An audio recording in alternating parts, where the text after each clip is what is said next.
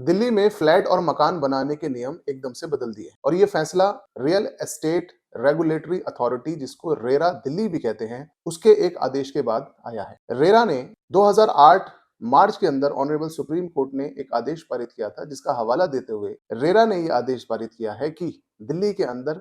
50 गज, 100 गज, 200 और उसके आगे भी 3000 गज तक के जो प्लॉट साइज हैं, उन पर कितने व्यक्ति एक प्लॉट के ऊपर रह सकते हैं, कितनी फैमिली रह सकती हैं और उस पर कितना कंस्ट्रक्शन होगा, इसके ऊपर बाकायदा एक डिटेल्ड ऑर्डर पास किया है, जिसकी वजह से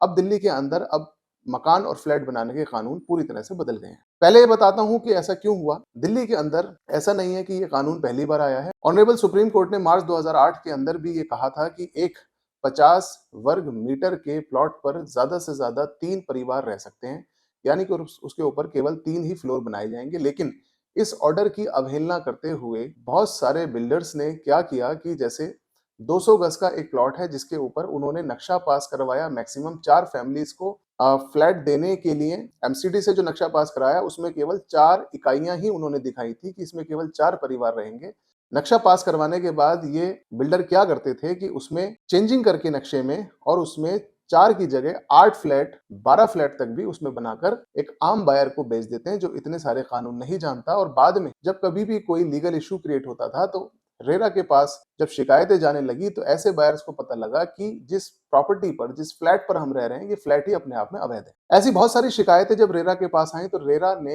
ये आदेश पारित किया, जो कि 20 नवंबर को पूरे दिल्ली वासियों के नोटिस में आया। आइए इसमें वन बाय वन हम डिस्कस करते हैं कि इसके अंदर क्या क्या वो कानूनी चीजें हैं जिसको हमें समझना जरूरी है। सबसे पहले हमें यह समझना है कि कौन कौन से प्लॉट साइज पर कितनी इकाइयां या कितनी फैमिलीज रह सकती हैं। 50 वर्ग मीटर तक के एक प्लॉट साइज के ऊपर आवासीय यूनिट केवल 3 रहेंगी, जैसा कि आप चार्ट में देख सकते हैं। 51 मीटर से लेकर 100 मीटर तक 4 आवासीय यूनिट, 101 से 250 तक भी 4 आवासीय यूनिट होंगी, 251 से 750 तक 5 आवासीय यूनिट, 751 से 1000 तक 7, 1001 से 1500 तक भी 7 हैं, और 1501 से 2250 तक 10, और 2251 से 3000 तक भी 10 हैं। ये पूरा चार्ट आप स्क्रीन पर देख सकते हैं। अब परेशानी उन बिल्डर्स के लिए है जो ऑलरेडी इस वक्त, यानी कि 20 नवंबर से पहले 4-5 मंजिल की इमारतें, 4-5 मंजिल के फ्लैट और अपार्टमेंट 50 गज, 100 गज और 200 गज पर वो बना चुके हैं, और अब उन्हें सब रजिस्ट्रार के यहाँ पर रजिस्ट्री करवाने के लिए चक्कर काटने पड़ रहे हैं, क्योंकि सब रजिस्ट्रार के यहाँ पर ऐसे फ्लैट्स की अब रजिस्ट्री रोक दी गई है। भविष्य में सवाल ये उठता है कि क्या ऐसे फ्लैट्स जिनमें 3 से ज्यादा इकाई बनाई गई है 50 वर्ग मीटर में, और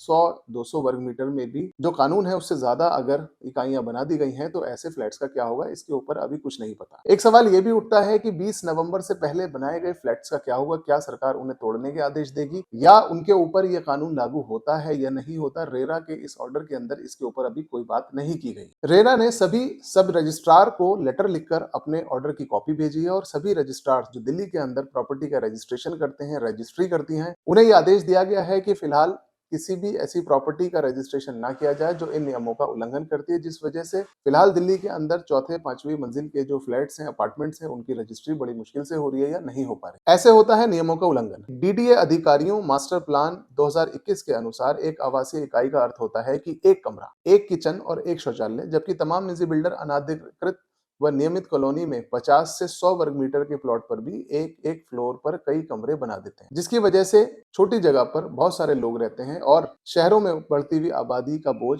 वहां के इंफ्रास्ट्रक्चर के ऊपर पड़ता है। इसीलिए रेरा ने यह फैसला लिया है। दिल्ली के अंदर क्या ये कानून नियमित और अनियमित कॉलोनीज दोनों के ऊपर है, या किसी कॉलोनी को इसमें छूट भी मिली है, तो यहाँ पर ही मैं बता दूं कि दिल्ली के अंदर 1000 से ज्यादा अनियमित कॉलोनी है, यानी कि जिनके अंदर रजिस्ट्री होती ही नहीं है, जिसके अंदर सेल डीड रजिस्टर्ड नहीं होती है। वहां पर सिर्फ जनरल पावर ऑफ अटॉर्नी और एक उसकी एक चेन बनाकर,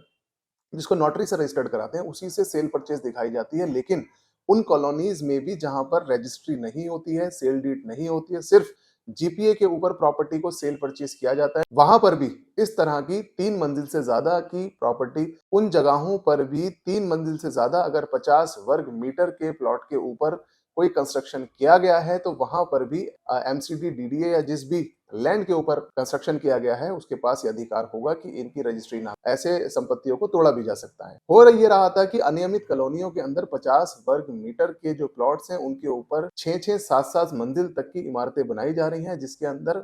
5-5, 6-6, 7-7 फैमिलीज रह रही थी जिनके अंदर ना ग्राउंड फ्लोर पर पार्किंग की व्यवस्था है और ना वो प्रॉपरली किसी भी डिपार्टमेंट से वो रजिस्टर्ड होते थे, अप्रूव्ड होते थे, जिसकी वजह से आसपास के लोगों को बिल्डिंग के गिरने का खतरा होता था। इसीलिए रेरा ने बिना किसी कॉलोनी को कोई छूट देते हुए नियमित और अनियमित कॉलोनी दोनों प्रकार की कॉलोनियों के ऊपर ये आदेश पारित किया है। फ्रेंड्स, इस टॉपिक पर अभी बहुत लिमिटेड इंफॉर्मेशन मेरे पास है। जितनी इंफॉर्मेशन मेरे पास थी वो मैंने अपने इस वीडियो के माध्यम से आप लोगों को बताने की कोशिश की है। जैसे ही रेरा या ऑनरेबल सुप्रीम कोर्ट से कोई भी अन्य इंफॉर्मेशन आएगी, मैं अगले वीडियो के माध्यम से आपको बनाकर अपडेट करने की कोशिश करूंगा। और फिलहाल इस वीडियो से रिलेटेड जो भी क्वेश्चन आपके माइंड में आ रहे हैं वो मुझे इनबॉक्स में लिखकर मुझसे सवाल पूछिए, जिसका मैं आपको रिप्लाई करने की कोशिश करूंगा। लास्ट में मेरी रिक्वेस्ट है कि अगर आपको मेरी वीडियो अच्छी लगी हो तो प्लीज इसे लाइक शेयर और सब्सक्राइब करें। Thank you.